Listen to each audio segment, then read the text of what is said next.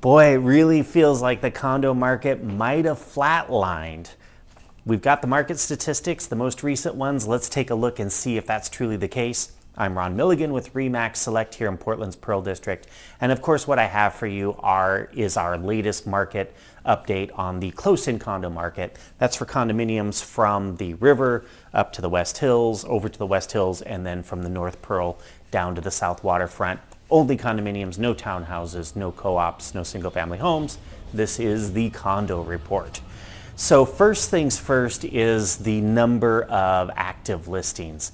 The number is up. We're at 341 compared to where we were at 297 June, 257 in May, and the number is on the rise. What's interesting is I went back to last year and I saw that we had the exact same number in my notes for July of 2021.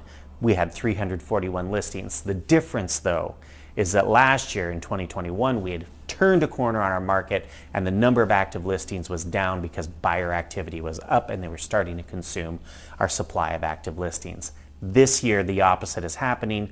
Buyers have taken a step back. The number of active listings is growing and we're not having as many transactions to pull those properties off the market as they hit. So that takes us to the number of pending listings, the total number of pending listings. It's down, and it's down pretty considerably.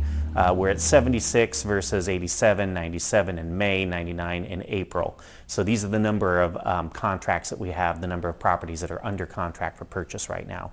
Back in July of 2021, that number was 119, which is a 36% decrease in the number of pending transactions. Buyers really have taken a step back, mainly due to interest rates at this point. The number of condos that sold was down, and that's, again, just the result of the Fed deciding that we're going to start raising interest rates because of inflation in March. And we ended up closing a bunch of transactions that we had under contract in January and February. But going forward after that, we didn't have a lot that was entering into contracts. So here we are at 62 closed in the past 30 days versus previous months. And then versus last year, July of 2021, that was 102 that we had closings for, and that's a 39% decrease in the number of closings. So here's what we have for a picture. So long around, I would say August of 2021, the market turned a corner. Prior to that, people had been very nervous about real estate, about condominiums. A lot had to do with the pandemic and with shared airspace and elevators and hallways and the like. Condominiums lost a lot of popularity and they lost a lot of oomph on the market. But what did happen is 2021, we started to get vaccinations. People started to feel more comfortable about living in the shared airspace of a condominium. And condos started to take off again. And they were going pretty good all the way through February and into the beginning of March when, in February and March, we started seeing multiple offers, lots of momentum, competition for the properties that were hitting the market, and our inventory just kept shrinking and shrinking and shrinking.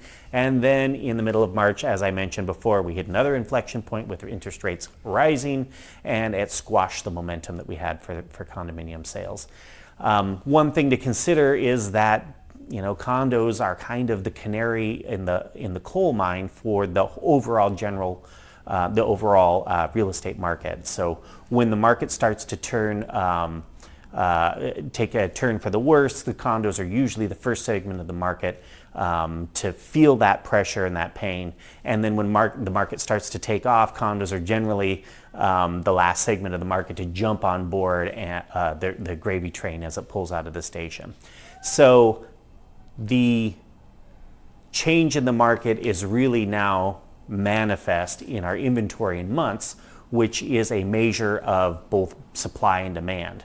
So one way to think about it is, the way we figure that is we say, okay, how many transactions, how many sales did we have in the last 30 days? And then we take that number and we divide it into the number of active listings. So the number of homes that are currently available for purchase for buyers. And that gives us a figure in months. So given no new listings at the current rate of sales, how long would it take to sell all of the active listings on the market? That number right now is 5.5 months of inventory. So what we consider to be a balanced market is probably somewhere between 3 to 4 to 6 months of inventory. I'm not saying that right. Generally, what we used to say is 4 to 6 months of inventory is considered to be a balanced market, neither are buyers nor sellers. I've noticed a lot of analysts pulling that down to like 3 months of inventory. Right now, we're at 5.5 months of inventory. We're definitely moving into buyer's advantage territory if, in fact, we aren't already there, and that's what it does feel like. We do still have sellers that are digging in their heels, and they're not coming off their prices. Others are, and those are the condos that are moving. So 5.5 months of inventory. Last year at this time in July, we were at 3.34 months of inventory, and that felt a little more like a balanced market at that time. So right now, the average sale price versus the original list price is at 94.64%. So someone lists their property, maybe they have to do a price reduction, and then they get an offer. The amount that they're actually getting in the end is really only about 95% of what that original asking price is. On average, it's taking 65 days to find a buyer, to find it or to receive an acceptable contract. Acceptable offer, and the median for that is 29 days, which means half the properties are selling in less than 29 days and the other half are selling taking more than 29 days to get that acceptable offer. So the average sale price is where we see this sort of flat line. We're really not gaining any ground when we're comparing the first 6 months, and that's what we have. We have figures through the end of June. The first 6 months of this year versus the first 6 months of last year. What was the average sale price for those time periods, and how do they compare to one to another? So the year over year increase in this average sale price was only 0.2%. So we gained 0.2% versus last year. So that's a flat line pretty much. So what do we have in the future? Well, what we have, unfortunately, is another meeting for the Fed this week where they're promising to increase the Fed funds rate another 3/4 of a point. What we've been experiencing in the past is every time the Fed does meet and they increase this rate, that we get sort of a knee-jerk reaction and increase, kind of an overly cautious increase in the mortgage rates, because it's not a one-to-one comparison, but lenders are trying to hedge their bets, and they increase the rates. I suspect that we're going to see the rates go up to probably over 6%, and then hopefully the same pattern that we've been seeing in the past will take hold, and those rates will continue to decrease incrementally over the period of a couple of weeks until we get back down to normal rates. Like right now, we're at 5%. I want to say 3 weeks ago that rate was pushing 6%. So that's probably what we'll see this next well, I guess on Wednesday and Thursday, the next couple of days, and then we'll experience that over the next week. I suspect that's going to have a continued chilling effect on the real estate market for condominiums. So if you need to sell, here's the deal. You got to be patient. Just like we said during the pandemic when people just weren't buying condominiums, you're going to put your property on the market. It may be on the market for 3 or 4 weeks. You may only have 2 or 3 showings, but those folks who are out looking at condominiums right now are serious buyers. There are no tire kickers out there. There's no looky-loos going on. It's just serious buyers. So you may wait a while for 3 to 4 showings, but chances are one of those folks is going to be interested and they're going to buy your condominium. The other thing is that you really have to be hitting on all cylinders for the things that you have in your control.